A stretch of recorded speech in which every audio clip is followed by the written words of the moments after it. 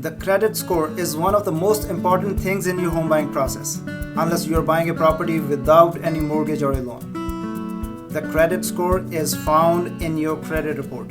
Hello my friends, my name is Laddi Dhillon, your local real estate broker from Remax. Today I'm going to talk about the credit report and credit score. Let's quickly get to the topic. What is the difference between a credit report and a credit score? How do they affect your home buying decision? Your credit report is a snapshot or a summary of your financial history. It is a primary tool that any lenders like banks or credit card companies use to decide whether to consider your credit application or not.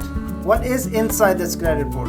Your credit report contains your personal information, your current and previous addresses, your current and previous employer information, your credit limit with the different lenders, and your payment history, that if you have missed any payments or you have any late payments on your loan or any credit card bills. All that information is given in your credit report. Now let's talk about the credit score.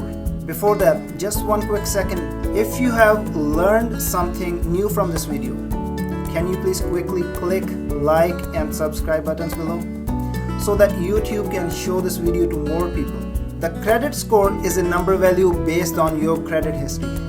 It is used to figure out your credit worthiness. Higher the credit score, better chances of you getting a loan or a mortgage. 300 is considered the lowest and 900 is the highest credit score. In most cases, you need to have at least 600 or higher in order to qualify for a regular mortgage.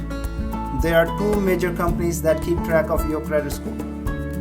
One is called Equifax and the other one is TransUnion. Every time there is a credit check on your credit file, you lose some points of your credit score, unless that credit check is done by yourself. I suggest that you check your own credit score at least once a year to monitor your credit activity and to see if everything is in order. So I think in this quick video you learned the difference in between the credit report and the credit score. That's it for today. I'll be back with some more real estate related info soon. Bye for now.